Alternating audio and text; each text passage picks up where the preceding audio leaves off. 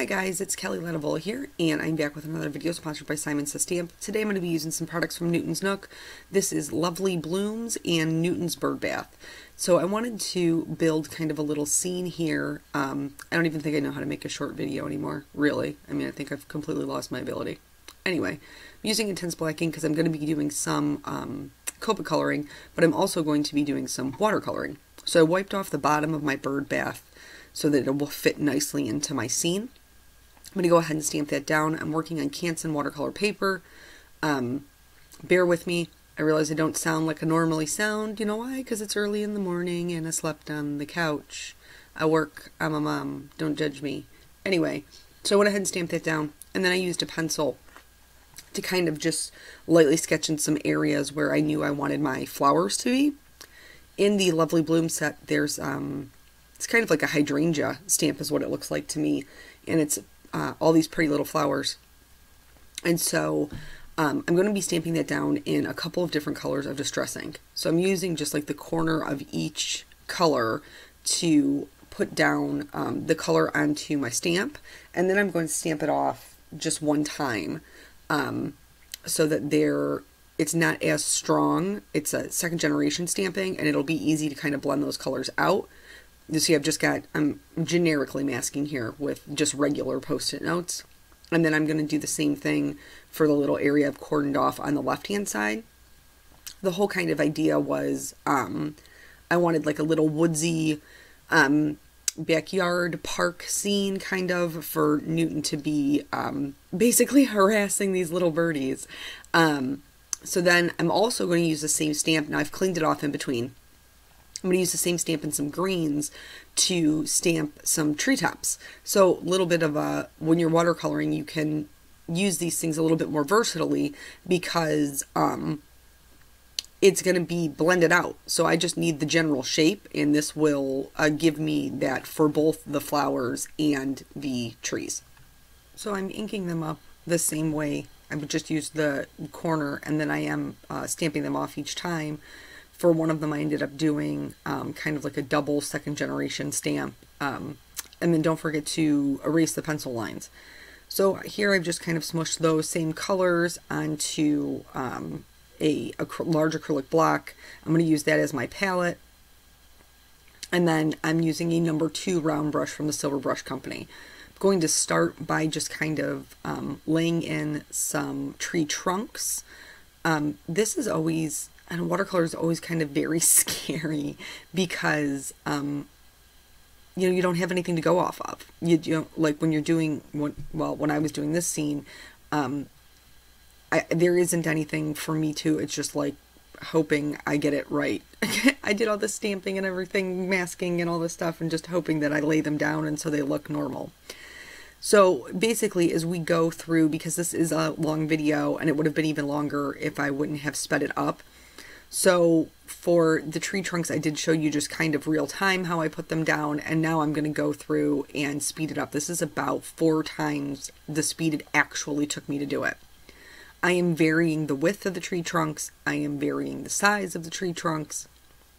And this is because I wanted to create kind of like a full wood look. So just like tons of trees in the background, and then I'm going to start adding some shading. So this is the brushed corduroy that I'm putting these down with originally, and then I'm adding in more shading. So a second layer of that brushed corduroy kind of on the left-hand side of the trees. I'm going to continue to lay down the ones in the background, working around my stamped image since that's in the foreground. And then I'm going to start picking up some vintage photo to add even further shading. And for that shading, I'm really not being very particular. I'm just kind of swiping it on with my brush. Watercolor videos are so much harder for me to voice over. With Copics, I can tell you specifically why I put what where or why I did that. With watercolors, for me, it's just not that... what's the word that I want? It's just not that concrete to be able to explain it. So when something is kind of grayed out or desaturated, it kind of falls into the background. So I used hickory smoke to add even more of the tree trunks in the background. And then once that was dry, you want to make sure they're all dry, because with watercolors, anytime you put something wet next to something wet, the water doesn't realize it's two different images and it's going to mix. So I waited till all my tree trunks were dry. And now I'm just taking clean water and my brush and blending out what I've stamped down to start to create the tops of the trees.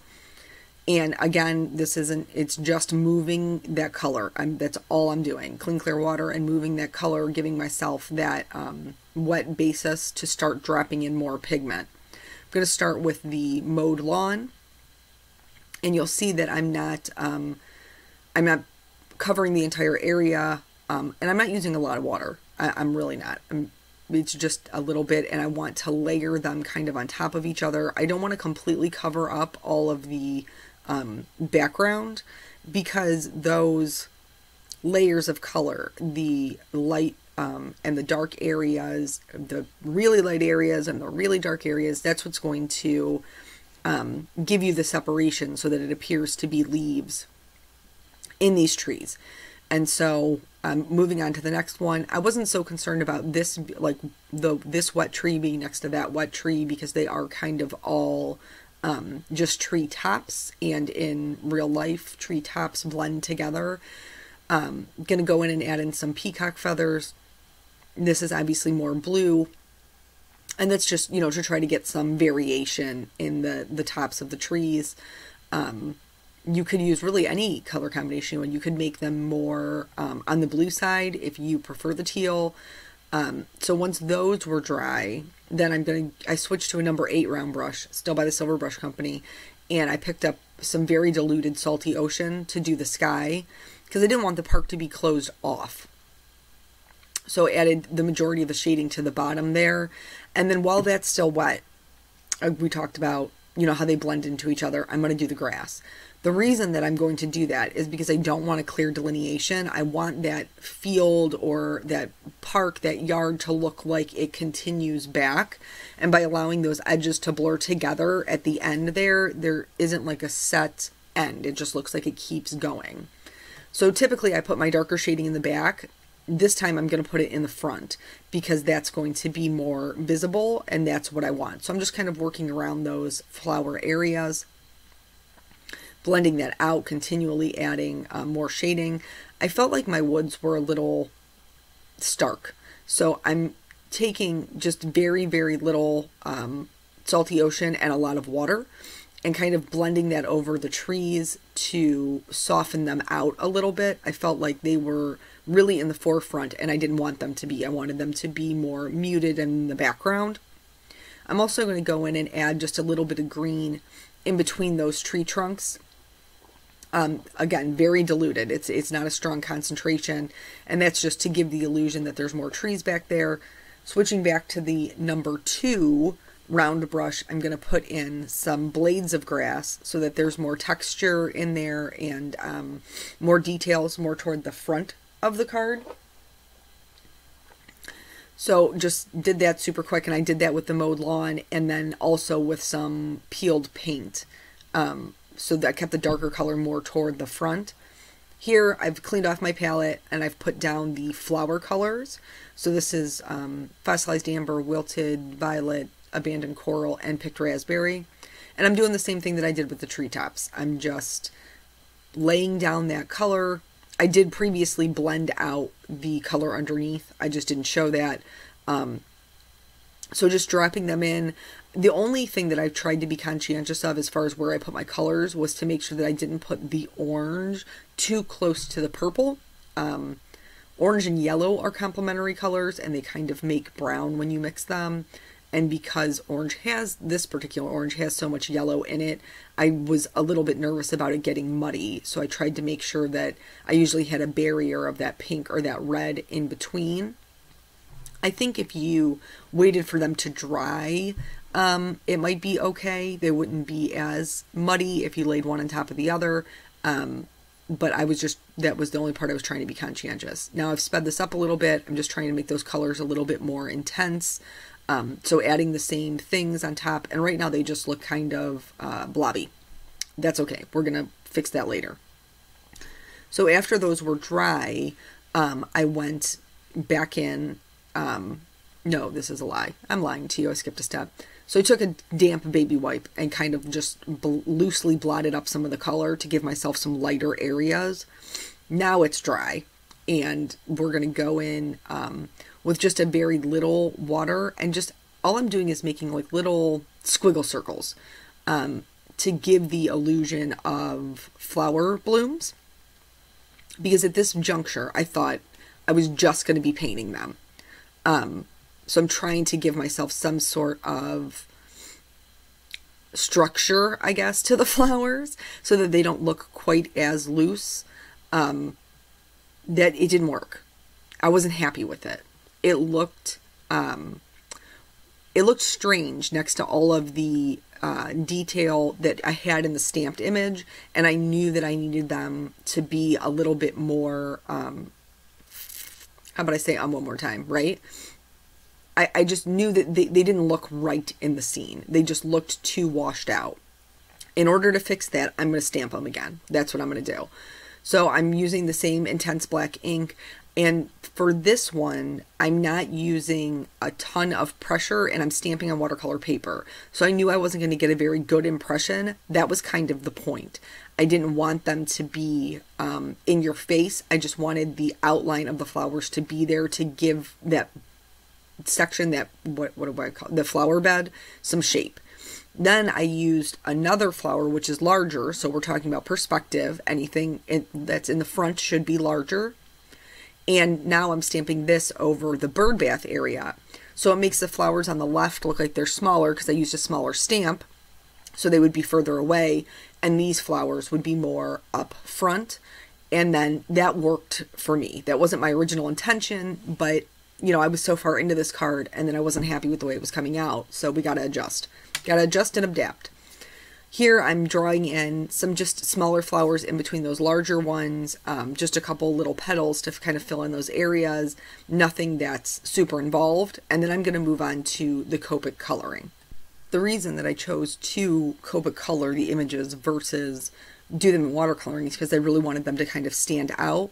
I wanted them to be, I guess, just a little bit more put together. So I'm starting with the water that's kind of splashing up as this little kitty jumps on top of this bird bath. And so when you're looking at this, there is a edge, obviously. So the edge that's closest to you would be casting a shadow onto the water behind it. For the splashes, typically when you look at a drop of water, the bottom is shaded darker and the top holds the reflection or the light. So when I'm adding shading to those little splashes that are coming out, I'm adding the majority of the darker shading to the bottom. I'm using really just the tip of my marker and a really light hand because I don't want the entire bird bath to be dark. I chose to use kind of like a, they're not like a Tiffany blue, but I just thought this matched the salty ocean, this particular shade of this blue family, the B0 family, a little bit better. And I already had that in there. So just working back from, I work from my lightest to my darkest. Now I'm working from the darkest back out to the lightest. And the highlight's going to be on the tops of those drops and also kind of the center of the water. Once I was done with that, I'm going to go ahead and move on to the bird. I picked colors for my birds that were already in my flowers so that they would kind of play off of each other and they wouldn't be contradictory, they wouldn't look strange. So here I'm coloring this bird red, and typically when I color red I use 4 colors. These are very tiny birds. This is also at the juncture when I realized I missed that splash on top, so I'm going to grab that real quick. I only used 3 colors because they were so tiny. I didn't really feel like I needed a 4th, and I wanted them to be bolder colors because my flowers are so bold. I need them, you know, to set each other off. So I'm adding shading to that back wing on the underneath of their body, a little bit to the tail, and a little bit to her face. Now, I could have colored it where there was some light on her face, reflective light from the water, because the water would reflect that back up, but it was just a little too complicated for this little girl, so I just skipped it. While I had the red markers out, I decided I wanted to add in some definition into those flowers. So I'm adding darker shading behind the stamped flowers. And I'm going to do that with a couple of different colors. So I used a red, that R29. Now I'm going with an RV09 because I have that same, that picked raspberry in there. Then I'm also going to use a V09. And I'm not sure if I showed it or not, but I used a YR04 for the orange. This is going to help bring those stamped flowers kind of to the forefront. And I didn't show it, but I did the same thing to just the front flowers of the bush on the left-hand side. So just the ones that would be closer to the front, I added a little bit of shading to also. For the second bird, I opted to do kind of a yellowish orange combination. I thought that, you know, I have that carved pumpkin in there, so I thought that would be really pretty, but I also thought it would look nice next to that blue sky. That blue and orange are complementary colors, so it would kind of pop off the page there. Adding some shading to the base of the wings for both of them where they connect to the body, the underneath of the bird, leaving that highlight on the tips of the wings and on the top of the head and tail. And then I didn't really add a ton of shading to in between the wings, though you could add that there as well. It would be darker, but I was trying to keep some of that brightness of the yellow. I'm going to use basically every C marker that I own, all of them, because I'm going to color this Birdbath like stone or metal. When you're looking at this, the brim in the back would automatically be darker because it's further away. Those things would be casting a shadow on top of it. So in order to give it that dimensional look, that should be darker. When I first colored this, and you'll see that I used a C1, a C3, and a C5. I'm adding shading to the outside edges because it's a round object, so I'm using a light hand and flicking motions, leaving the center the lightest as my highlight. I'm also adding the shading the same way to kind of the stem of that bird bath. Underneath where the bowl would sit would be darker, and then along the sides because it would be round. There's going to be more shading where Newton is kind of hanging on there. And then I brought the shading out a little further on the right-hand side because of that splash. The stone would be wet, so that would make it darker. And then just adding just a little teeny tiny bit of the C5 to the sides of the stem. Then I'm going to work in reverse and blend all of those things out. So back to the C3 and then finally to the C1. This, I was really happy with the way that it looked. I was like, okay, I'm good. I feel like it's dimensional. And then I started coloring my little cat here. If you watched my previous video, the one I did last week, the doggy party for Neat and Tangled, you'll know that I am not a cat person. However, I love cat people. And one of my girlfriends, when we were at Create, Simon Says Create, had asked me when I was doing my make and take, my create it take it for Newton's Nook, if I would color it like her little kitty cat Kirby. And I tried, but there wasn't any gray markers. So I was thinking of her, and I pulled up her Instagram because she shares lots of fun little pictures. And from what I gather from her Instagram, he is very mischievous, this Kirby, and I just picture that this would totally be something that he would do if he had access to a bird bath and some birds. So that's why you'll see me kind of with those hesitation lines when I'm first putting down the color, because I'm actually working off a photo. His tail is black. I don't know if the pads of his little feet are black or not, or if they're pink. I had to make a guesstimation because, surprisingly, no photos of the bottom of his feet. I mean, I don't share photos of the bottom of my dog's feet, so I guess that makes sense. But I started with a C5 because those spots are black on his body. And from there, when I'm adding the shading, I'm going over it each time, but I'm bringing it up just slightly. So it blends a little bit better. I mean, not that you're going to blend black into white. That's not the way that his markings are, but I wanted it to just have a little bit of a softer edge. So I'm adding the darker colors, not completely covering the one above it each time. So then once I was done with that, I blended it all back out with a C5. And now we're going to start coloring the white. And here's where things got interesting as far as the fountain. So I colored his little belly gray. When you're coloring something white, you want to make sure that you leave white, but you're putting in the shadows. And so I typically color my white things with my cool grays. That's just my preference, but you can use warm or toner, neutral, whatever you got. So now I'm doing his belly. I'm adding the shading with this C1 and the C3. Now remember, I colored that Birdbath with only a C1, a C3, and a C5. As I'm doing this, I realize that my kitty is not looking very white. My kitty is looking more gray because my Birdbath is colored with the same colors and it's gray. So now I'm going to bump up that contrast. I have to. I don't have a choice if I want my cat to look white. So that's something to just keep in mind. So I'm going in with a C7, which is usually darker than I would go for something that's gray, but it's necessary for this because I need that cat to look white. He's not a gray cat, he's a white cat. So I'm going to bump up that contrast with the C7 and then go back in and just blend it out with the colors I previously used, the C5. So it is going to get a little bit darker. It's still going to be gray, and it's fine. I was happy with the way that it came out, even though that wasn't how I originally envisioned it. But it's going to make my cat look white now. He's going to look more white. Kirby's ears are pink. So they're pink on the outside, so I wanted to make sure I had that in there.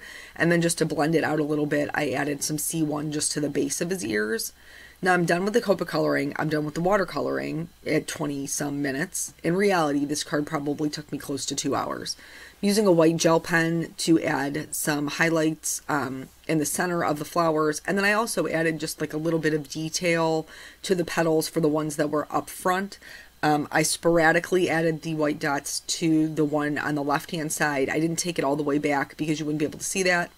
If you know me, you know I outline all of my images. That's what I'm doing there. I outlined everything that I stamped. And then I'm using some clear Wink of Stella on the water. And then I also added some to the flowers, kind of thinking like if the water had splashed over, the flowers would be sparkly. So when I originally had cut this watercolor paper, I had planned on taping it down, and that's not what ended up happening. So now I need to trim it down so that it is a regular size card front, which would be 4 1/4 by 5 1/2. So I did lose some of what I painted, but I'm fine with it. It's totally okay. I'd rather have to cut off some of my scene than have taped it, painted the whole thing, and realized I didn't paint enough to carry the whole card. So now I'm using just regular black Simon Says stamping. It's the one that I prefer to stamp my sentiments in. This sentiment is from the Birdbath set, and it says, "So many smiles start with you." And then basically that's the whole card. So thank you guys so much for joining me. I know it was a long one. Appreciate you hanging in there, and I will see you guys soon. Bye.